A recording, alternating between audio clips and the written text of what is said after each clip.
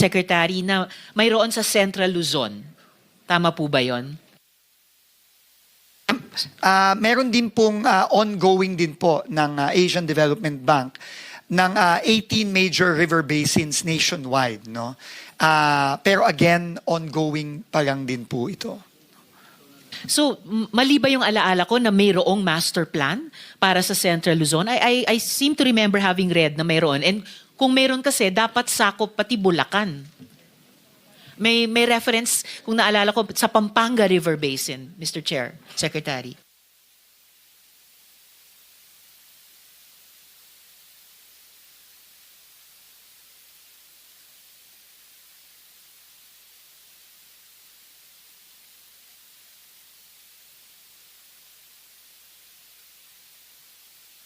Kita po namin, and we can give a copy po to the committee and to the honorable senator of this.